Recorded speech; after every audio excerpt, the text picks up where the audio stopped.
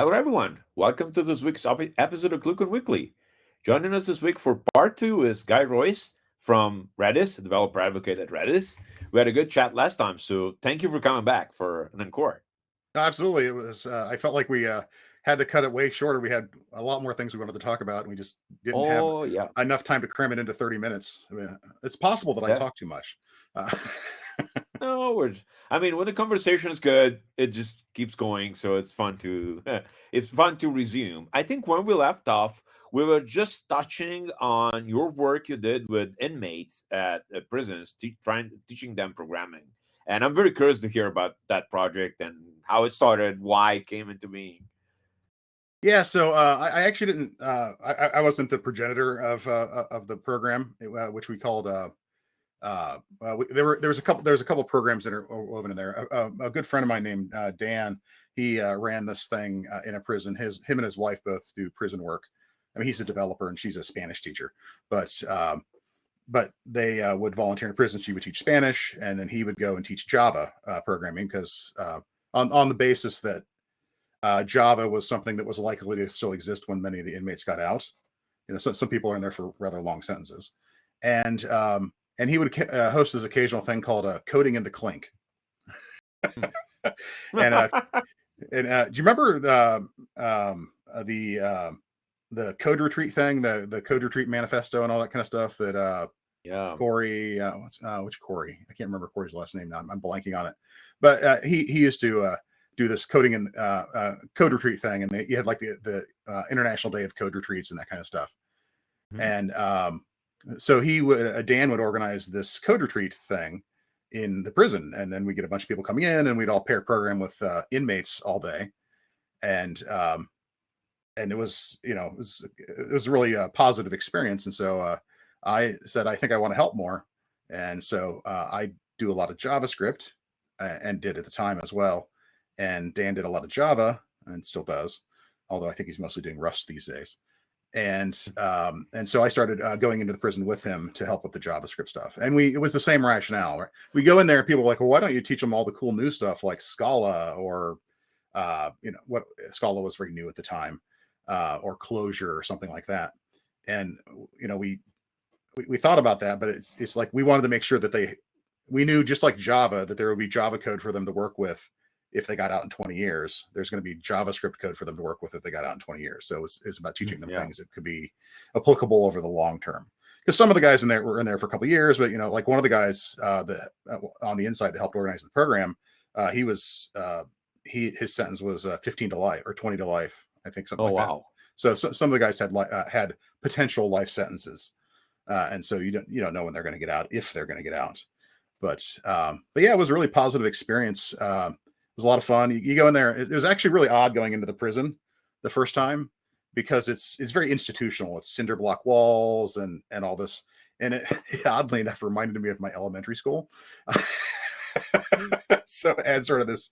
It wasn't the oppression of it, because I didn't feel oppressive necessarily.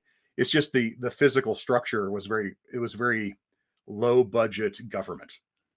It sort of had that feel to it. But yeah, some of the guys have gotten out since then, and I've connected with them on Facebook, and they, one of them works at Google, or last time I talked to him, he worked at Google. A couple are working on side projects. Some people got into other things that weren't necessarily technology related, but having the technology background that they learned there helped them get out of a lot of the kinds of jobs that you end up with when you get out of prison, which tends to be like there's a coffee shop here that tends to hire people that gotten out of prison recently, and there's a chicken restaurant that does that as well. So there's and those jobs pay what you'd expect them to pay. But I remember one guy, he got out and he was working. I think he was making $15 an hour. This is about 10 years ago, and he was making more than the people who helped run the halfway house that he was living in made. Oh, yeah. Yeah. And he's probably moved on to even making more because it's Yeah. it's development. Yeah. He moved Plus, back up to the upper Midwest to be with his family. But Just like there's a joke there with someone what got into Google from there. Watch out, because that's not even the wackiest way I've heard people trying to get into Google. Like, Yeah, watch out for people trying to get arrested. So just they can go through the course and trying yeah. to get into Google. It could happen. Like I've heard worse. People want to get into fangs. So, what kind of equipment do the correctional facilities generally have available? Like, do they They, get newer computers or the old stuff? it was older. It was older hardware. It was some older hardware, but it checked out. Right, to quote the Star Wars. It was perfectly adequate for doing Java and JavaScript work on. Because ultimately, for the JavaScript, all you need is a text editor and a browser. Yeah. The big challenge was is that they weren't allowed access to the internet. Oh yeah. So no Because npm. yeah. So there's no and so yeah, there was no npm, there was no Maven, right? Or no Maven Central to download all these things from. And so Dan was allowed to bring a thumb drive in with Mm. software that, and so he'd clone GitHub repos onto a thumb drive, and then they could take that repo and then install it on the machines on their network. Um, and so, but the real interesting thing is you probably remember this with back when you first started programming. When I first started coding, I didn't have the internet existed, but it wasn't commonplace. And so I had books. Remember buying computer books? And you'd actually have to like learn the stuff instead of just Googling it all the time, which I totally don't do now. I Google everything, and honestly, I chat GPT a lot of things. But the guys that were in the prison, they had to actually like, if they ran into an error that didn't make any sense, they had to try things until they figured it out. They couldn't Google the answer. They couldn't Google how libraries work. They kind of had to just play with them if they didn't have the full documentation. And so it was, or look at the source code, that kind of stuff. And so the guys got really good, really, really good, because they actually had to know it. Whereas I'm comfortably sitting here in my home with my 1 gigabit Ethernet connection, and I just go Google something really quick. It's like, oh, there's how you do it. And with AI, even more so now. So that was the real interesting limiting factor, is just how much they learned from that. A couple of the guys in Sounds the like program had been programmers before they went to prison. And I remember one guy in particular, I don't remember his name. I probably shouldn't say it even if I did. And he clearly had done a lot of C and C++, because he oh was, nice. you could kind of like tell when someone had been incarcerated based on their tech stack that they knew well, which was kind of funny. But unfortunately, the whole program was shut down because of something else that happened in the prison, Mm. which made international news, actually. Oh no, well, Yeah. it is what it is.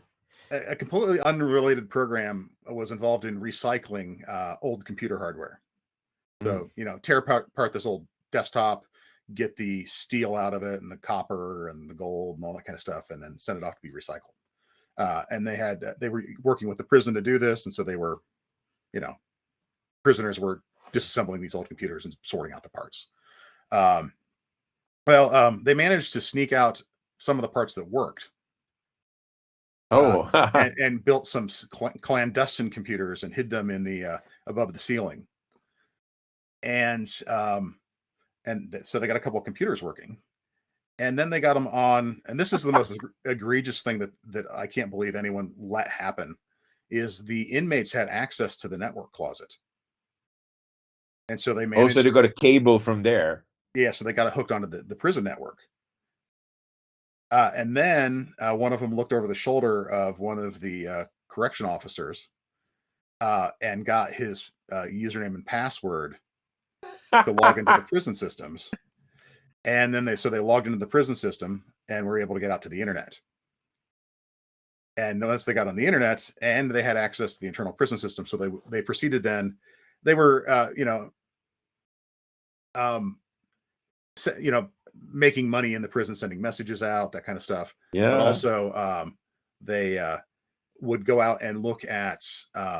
They had access to the prison network, so they could look at the Ohio's prison system database, for lack of a better term, and they'd find really young inmates who had really long sentences, and then get their social security numbers and then email friends of them on the outside who would open credit cards and these sorts of things in these people's names, even they're in prison, then max out the credit cards and start sending money to drop mailboxes and cashing the checks and making money this way. And the reason they got busted wasn't because of any of that. It's because they decided to sell pornography inside the prison that they downloaded off the internet. And that triggered a flag on the guy's account because he was looking at something he shouldn't have at work.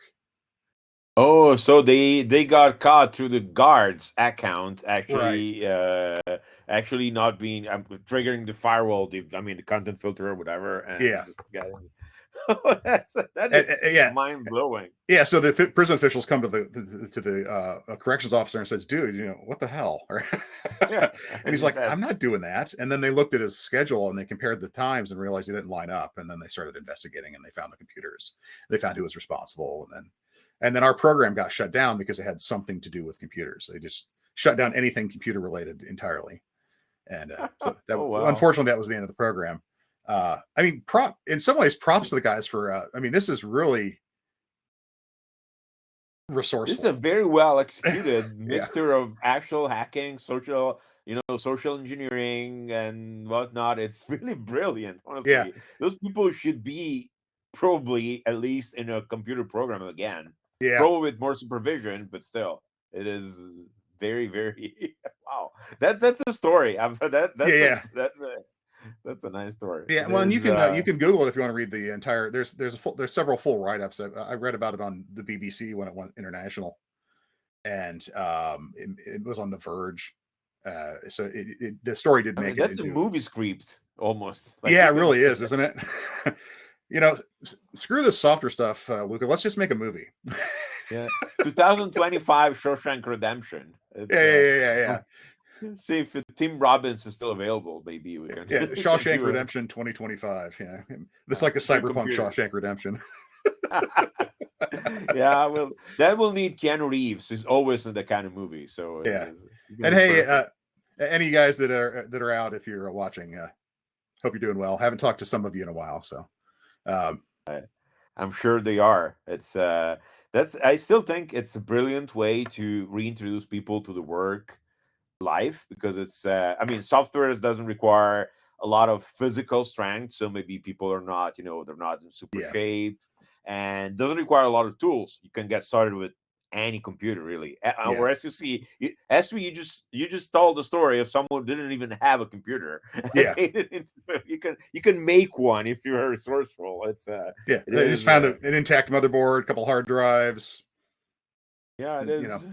It is really a great story. Yeah, you said that the tech stack can change a lot, but if you're doing JavaScript, even just a 3-month sentence, when you come out, it's all different. So it depends on which language you're working on. So wait, we don't use Grunt anymore? No, Grunt is so last week. Yeah, no one's using Grunt now. I am glad it's in for a month. Yeah. I am glad that honestly the cycle of the churn in the JavaScript space has slowed in the last several years, so like the thing that I've been using lately is Vite, which is it's good. Which is it actually I use it to run tests for node side code, for server side code, and it speeds up my test run time by an order of magnitude. So. Yeah, it's mega fast. I use it. So I'm a Rails programmer. Rails has its own stimulus stack, its JavaScript stack, and you need to run some engine to compile those files every time you save. And Vite has made it so much faster. It's not even fun. Yes, build was already quite good, but Vite is another level even. Like yes, build is yes, build, to be fair, is a bit easier to set up. But yeah, that's JavaScript can change so fast that it's What's your front end framework of choice, if you don't mind me asking? I realize that's a rather personal question. No, I'm a backend developer, so I learned just enough JavaScript to make things work. Yeah. So I use Stimulus and Hotwire and the Rails framework, or just HTMX if I'm doing small things in Node. Yeah. So just render snippets of HTML, replace them in a page. They all have the same philosophy, which is render on the server and just replace the block with whatever is rendered on the server. pros and cons, but I'm a backend developer, Yeah. so works very well. Plus, I'm never doing things like a full interactive single page app to play music or whatever. Worst Yeah. case, it's paginating results or a form that pops up when you click on the link. It's my my maximum JavaScript. So it is. I do recommend people starting out with Rails still. Rails was more famous a while ago, Yeah. but it's still probably the best rapid prototyping framework in existence, and it takes you well into your not MVP. It takes you well into your revenue phase as a startup before you have to start Yeah. considering rewriting this or that. Which is something I think people underestimate a lot when you see teams of 3 people starting with microservices and 4 languages, and you know the Yeah. internet used to work before that. Yeah.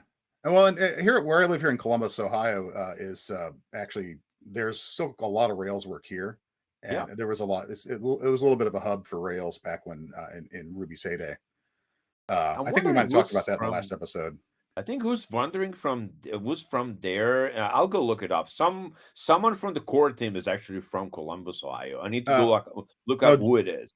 Jim Wyrick was from Cincinnati, Okay, so yeah. So there's a couple big names in the industry. So there's well, I mean the story is really amazing. It's and again, I have my own little story which I won't tell. When I graduated, I was looking for jobs, and so I spent 4 years in consulting, which was great. Made a yeah, lot of money, almost burned out, and went to be work on a farm or whatever. yeah, That's yeah, how. But then I decided I'd go into teaching, and I started teaching. So in Italy, you have to go after you're done with middle school, so you're 14. You have to go either to high school or to a called professional school, which is 2 years, where they teach you something. I mean, a job or a trade or whatever. And I like went auto into that. mechanics or carpentry or something Yeah, like that. Yeah, but the fun part is that those courses are open to anyone, not just 14-year-olds. So if you stopped school at 14-year-old when you could, and now you want to come back and you're 50 or 60, they're still open. And one guy I taught actually had self-taught himself something at his company, and he learned some AS 400, the IBM hmm frame stuff. And after the course, this guy was like 60 something, got hired for a salary that was double of mine. And up to that point, he had been between jobs, doing some carpentry, the usual stuff, right? yeah, He went through the course and it would get hired immediately because apparently AS 400 experts are essentially unfindable. yeah. So and so there's a lot, and I think sometimes governments especially in Europe, use this as it's an escape route. Like there's not much employment, teach them to code. Yeah, yeah, But there's some truth in that. Like as long as it's done properly, there is it is a legit avenue. Another avenue could be, and I'm really interested about that. Sorry for not really jumping because it's related. You have a ham radio in your background. I do right there. It's my Yaesu FT991A, which is a nice little what they call a shack in the box, because it's an all bands, all mode radio. So it just kind of does everything you'd want. Even has an antenna tuner built in, although I have an external antenna tuner as well. Feels Uh, like that's another way to get started into technology. So I'm curious about the how that. I mean, I don't have any ham radio experience. It's always been very fascinating to me. So I'm curious about how that ties into software these days. And um, well, we can talk a little bit about uh, how it. How, we'll talk about the computery aspects of a radio. So I think everyone knows basically what a radio does. You pick up the mic, yeah, you push the button, you talk into it, and then it it transmits a signal that someone else can pick up. And there's lots of ways that those signals can be encoded. Audio is the obvious one, but even then, there's like amplitude modulation and frequency modulation, and then depending on what frequency you're transmitting at, depends on how the waves propagate. So like lower frequencies tend to bounce off the ionosphere, and so I've actually uh, I've not personally had conversations. I've done data modes, but I've heard people in Italy actually, here in Ohio, wow, and so it totally can do that. But if you're at higher frequencies, it tends to be local. Um, but the part that I think might be interesting from I'll talk a little bit about why I like it, and then a little bit about how it relates to Yeah, software. please. I kind of like it because it's I always describe it as like it's like vinyl records for the internet. Mm. So everyone's just streaming stuff on Spotify for the most part today. But and there's this whole culture around buying vinyl records and making music a physical medium again and that kind of stuff. And there's a charm to it, and there's a sense of I own this because I have a physical object that it would have to be physically taken from me. Whereas on Spotify, if some band doesn't want their stuff on there anymore, they just take it off of Spotify and you can't listen anymore. And radio's kind of got that, feels like that in both of those senses. One is it's a communication mechanism that doesn't rely on wires, and it doesn't rely on service providers. And so it's, if you have a radio and I have a radio, we can talk. And it's also an older tech. And so it's kind of got a little bit of a nostalgia, retro tech feel to it, even though it's actually, some of these radios are quite advanced. And so it's sort of, that's the appeal to it to me. And I like to tinker with electronic stuff in general anyhow. And so the radio is a fun way to do that. I'm not taking this radio here apart and tinkering with the insides because I paid $1,200 for it. But Wow. Yeah. So that's not happening. But you can build your own antennas, and there's lots of kits and stuff to do all sorts of stuff. So it's got a lot of that appeal. The way it works that's interesting from a computer point of view is that it's got this thing called cat control, which is I can't remember. It's like computer assisted something. Something like that. But the idea is that when I plug my radio, it has a USB port in the back, and when I plug it in my computer, it immediately creates a COM port, two COM ports actually, two virtual COM ports, and a sound card. And so one COM port will let you just, if you send it one particular data thing, it will push the button, metaphorically speaking, on this, on the hand, on the little thing you push the button and talk into. It will push the button for you, and then another signal will unpush the button. It's called the PTT button, or the push to talk button, because fancy names. And then the other COM ports is got a sophisticated protocol. Well, that's not that sophisticated, but there's a protocol that sends text back and forth, so you can control everything about the radio. You can change the frequency it's on. You can change the mode it's using. You can push the push to talk button. You can do all sorts of things. And then the sound card then becomes the input and output for audio to the radio. So anything the radio receives comes into the computer from the microphone, and anything that you play on the speakers on your computer on that sound card is sent to the radio as stuff to be transmitted, assuming the button's been pressed. And so this lets you do all sorts of data modes. So you can encode data in that audio signal, and then decode it and encode it back and forth. And so you can do like there's a format called RIDI, which is radio teletype, which is a really old standard that people still use, so they can type back and forth at each other. There's packet radio that you can do, where you can set up. You remember X25 networking? Are you familiar with it or know what it is? Yes, I've used it. Yeah. In amateur radio, you have AX25 networking, which is amateur X25. And instead of having the logical IDs for your connections like you do in X25, you use your call sign. And that uniquely identifies you. And so you can build like IP networks on top of this and everything. So yeah, there's lots of really interesting data things you can do with radio. And that was part of my draw, was I was picking up these data packets, but I wasn't actually, I couldn't interact with them. I could decode them, but I couldn't interact with them. And so I wanted to start interacting. And so like, there's a guy about 10 miles from my house. He has a tower that has a gateway so that I can check email over the radio.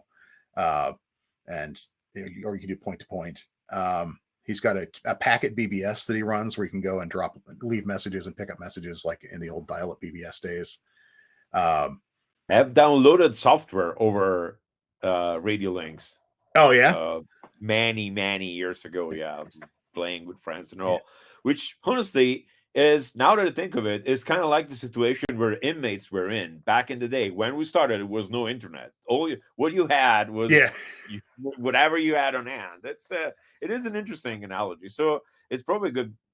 I feel like ham radio is pretty much in the same space. By the way, what you're describing, is it related to software defined radio, or is it another topic? So a software-defined radio is, well, actually, I have one right here. Let me pull it out here just for everyone to see. So there you go. It's upside down and out of focus. There we go. So this is a software-defined radio. It's got a SMA antenna port on one side, USB port on the other. You plug it in your computer, it creates a virtual receiver. It's receive only. They do make software-defined radios that are transmit and receive, but most of the cheap ones. This one's like I think it's $35 on Amazon for the time being. Yeah, so those are very cheap. I've seen that. Yeah, and they work great. And so you can hook them to the antenna and pick up all this data that's flying around out there, including the packet radio, aircraft transponders, boats. They have transponders on them as well. And so there's all kinds of fun data you can pick up. And it's kind of doing the same thing that this big radio over here is doing, in the sense that it's sending the data to the computer. But this radio over here, this guy right here, he has got all the circuitry in him for decoding the audio and that kind of stuff. So he takes the signal and decodes it from FM modulation to audio, and then sends that audio over a sound card. Whereas this is sending the raw magnetic spectrum that's been sampled, and then the software is then decoding the FM or AM signals out of the radio wave. So it's, in some ways, there's less hardware in here, and it relies more on software, which is why it's called a software-defined radio, even though it's a hardware device. Well, you need something to transmit, right? So it's yeah. Well, let me ask you one question. Which comes with is a loaded question because I'm actually interested. Yeah. How do you get started in ham radio? Like, I can acquire radio. I know there's devices like Baofeng. There's a couple makers that will get you a small radio for cheap, meaning it's in the $50, $60, yeah, $50 to $60 range, or really cheap. So once you have one, what do you do? Like, what's an interesting thing to do first? Well, the first thing you have to do is in the US, and I'm sure this is true in Italy as well, because they wouldn't let me operate there, is you need to get a license. Yeah. You can buy in the US, you can buy a radio and listen all you want. And that's probably true in Italy as well. There's no exactly the same. Yeah. As long as you're listening, you can do whatever you want. Yeah. But as soon as you want to press transmit, you need to have a license. And so you'll need to take a test, and that's going to vary depending on where you live, what the rules are. In the US, there's 3 tiers. There's a technician, a general, and an amateur extra. And technician basically lets you do local stuff in higher frequencies that don't bounce off the ionosphere. That way, if you make a mistake, you're only annoying your neighbors. Whereas if you get your general license, lets you do HF, which bounces off the ionosphere and can talk to the world. And so if you mess up there, you're annoying everyone in the world. Unless you annoy another continent. Yeah. And so they kind of tier it a little bit, right? And then there's a license class above that, which just gives you extra frequencies you can operate on, but it doesn't give you any new capabilities, really. I think most countries have a similar structure. I know that my license class lets me operate in Europe in some places. Italy is not one of them. I need to get my 3rd tier.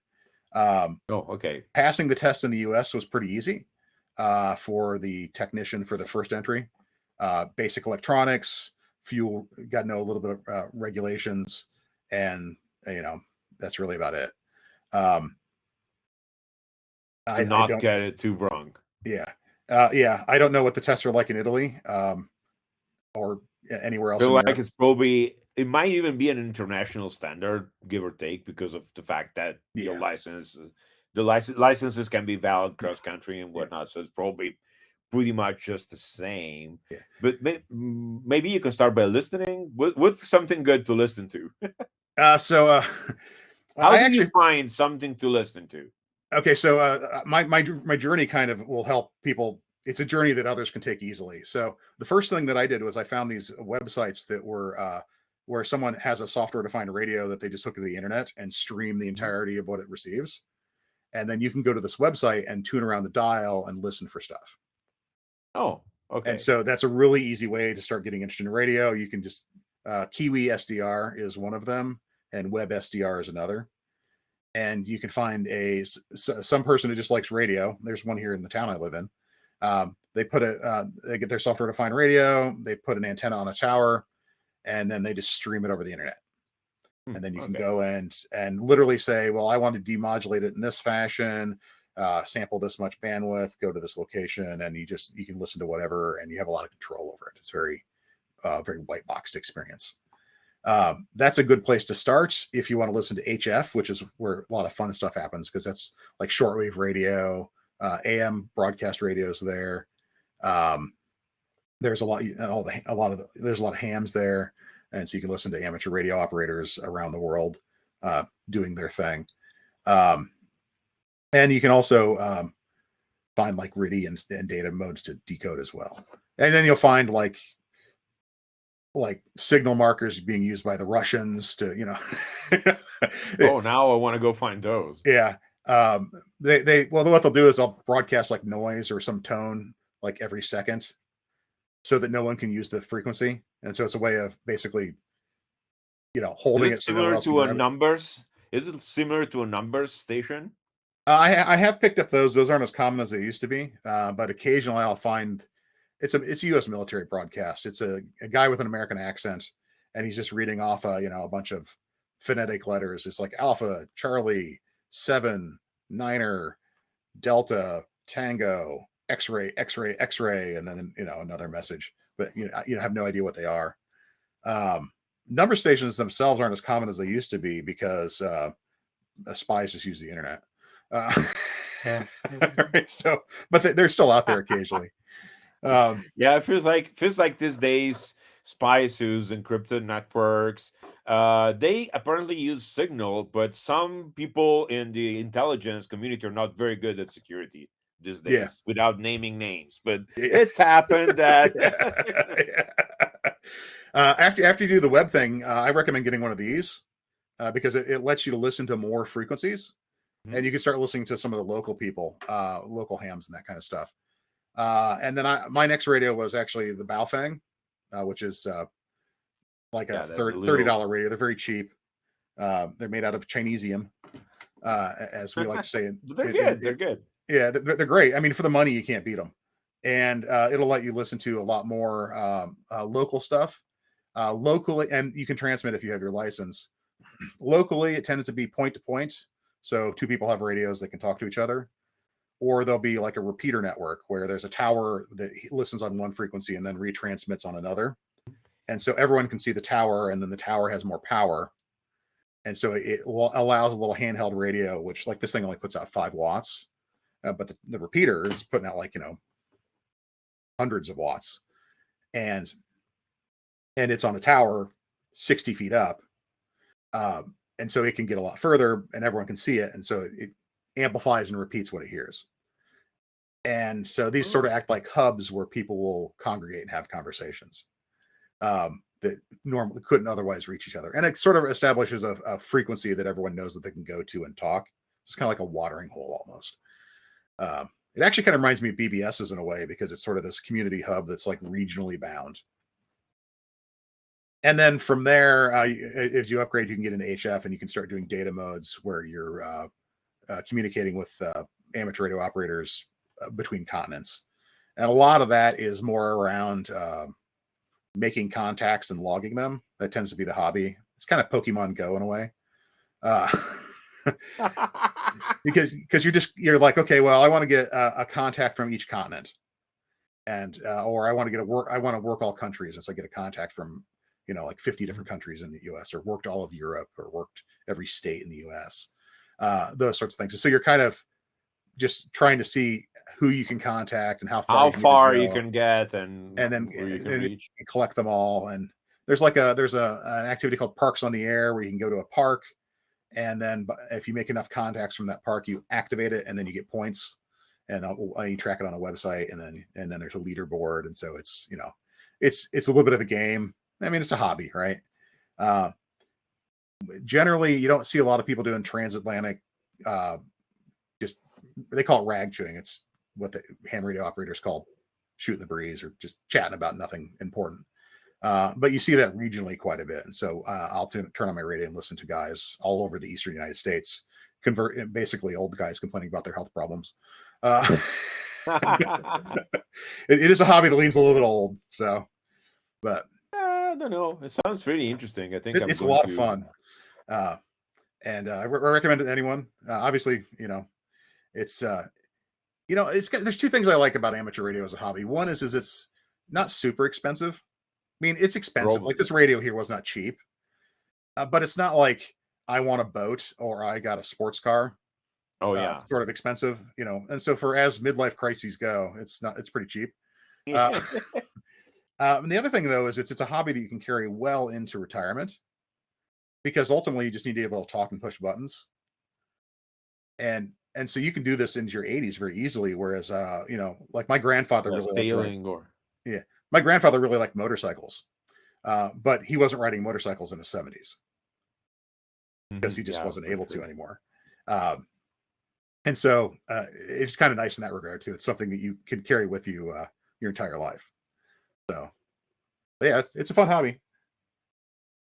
For real. Yeah, I mean it's I've dabbled into some of the web-based stuff like going to the website, listening, but I think I'm going to dive in a little bit because it's really interesting and it's contiguous to what we do with 5G programmable radios. Yeah, At worst it's a learning experience around the technology, which is always a good thing. well, Well, guys, thank you so much. it's got a lot of depth too. There's a lot of things you can explore in the radio space. So It's it's hard to get bored. So of course, yeah, like with software, but radios have been around for a long time, and they're not going anywhere. yeah, That's probably the main thing. It's yeah. It's old technology that is still the ARL is the American Radio and Relay League, which is sort of like it's an advocacy organization for radio in the United States, and they celebrated their 100th anniversary recently. So radio is a very old hobby. cool. Well, Guy, thank you so much. It was a great chat as usual. Let's close with this. We're discussing conferences. You'll be at a lot of conferences next in the current year. So what's your schedule? Where people can come say hello to you? So let's see. This episode will probably come out next week, right? Yeah. Okay. So next week I will be in the UK. I will be speaking at the Sheffield .NET meetup, .NET Chef, if anyone happens to be in Sheffield, on Monday, which I'm told is a bank holiday. So maybe you won't come, but hopefully you do. And then Tuesday, I'm speaking in London at the Redis office and I'm giving the same talk in both cases, which is a talk on finding your meme twin with vector databases and embeddings. And of course, we're going to use Redis for that because that's where I work. And then Wednesday, Thursday, Friday of that week, then I'll be at DevOps UK and giving that talk and a talk on probabilistic data structures. After that, I'm going to be at PyCon running the booth in Pittsburgh. I'll be at NDC Oslo in Oslo, talking about memes and vector databases again. And then I will be in Antwerp at Techorama, Belgium, speaking on, again, meme twins. And I have a fun talk called Florida Man Uses Cache's Database. It's all about Florida Man and his exploits of using Redis as his primary database. So, so that's what I got coming up for May. And then I've got a few events in the fall that are starting to come in. So that's super busy. Well, that's great. I mean, I think it's going to events is my favorite thing. So oh yeah, I try to speak at as many and join as many as I can. Used to travel more now, with work and responsibilities. But I really want to start attending more. Well, thank you so much. We'll put some links to your webpage on the video comments so people can find you. And well, Guy Royce from Redis, developer advocate, joining us today. We went through a very interesting story about teaching inmates technology and then going to ham radio, which is another great learning avenue. We're both from the older side of the internet, so to speak, and we learned when all we had was the little computer and you didn't have the actual internet. Like I didn't have internet when I grew up.